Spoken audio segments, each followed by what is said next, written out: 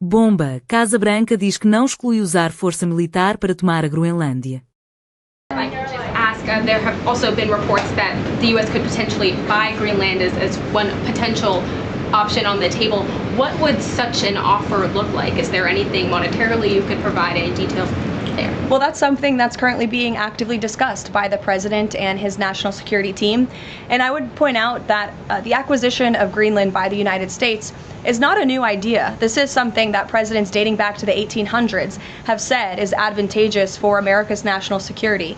The president has been very open and clear with all of you and with the world that he views it in the best interest of the United States to deter Russian and Chinese aggression in the Arctic region. And so that's why his team is currently talking about what a potential purchase would look like. Jackie. Caroline, just following up on Greenland, why not rule out taking it by military force?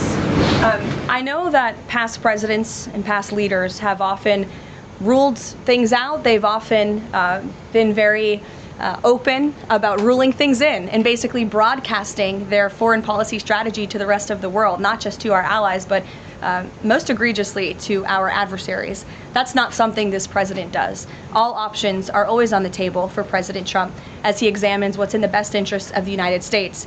But I will just say that the president's first option always has been diplomacy. Again, look at Venezuela.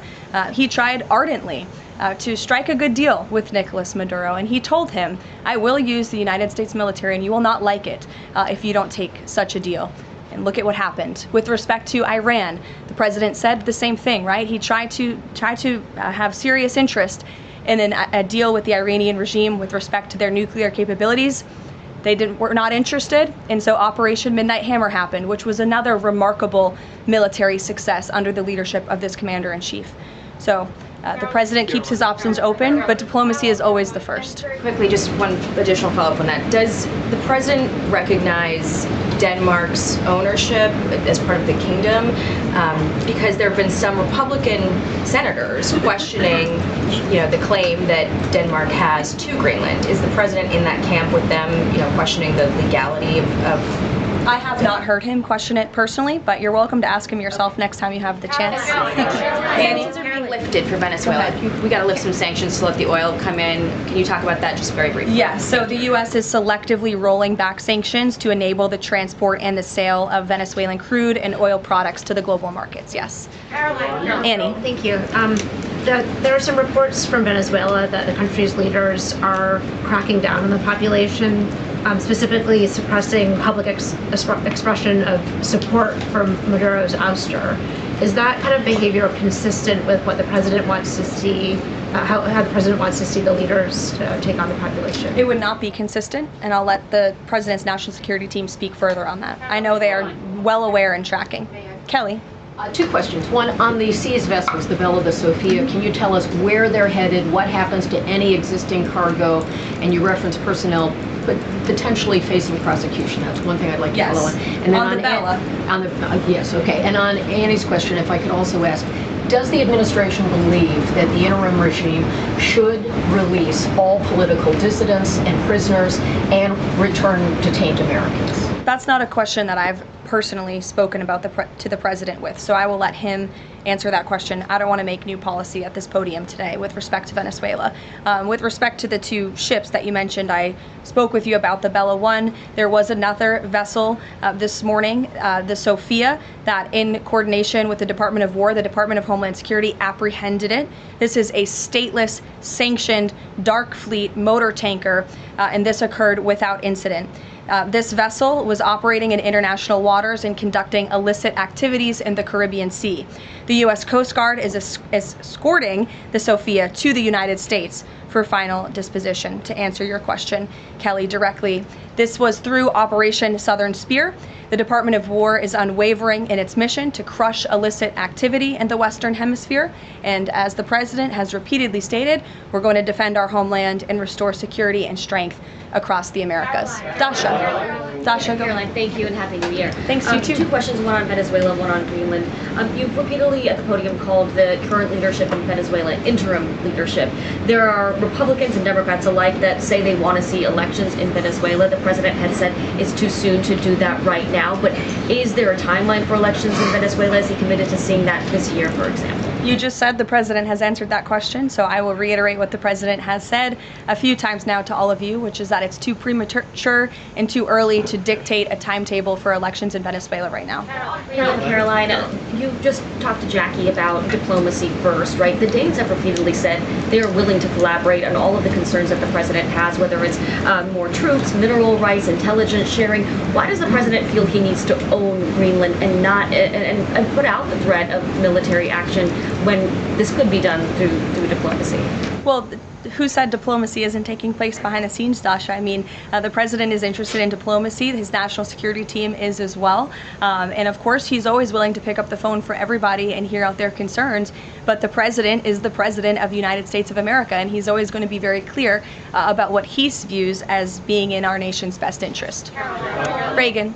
Caroline, I have a question for you on Venezuela, and then I'd love to ask you about Minnesota and Tim Walz. Sure. On Venezuela, I'm wondering, does the administration hope to start sending more Venezuelan migrants back home or have them self-deport if the situation in the country improves?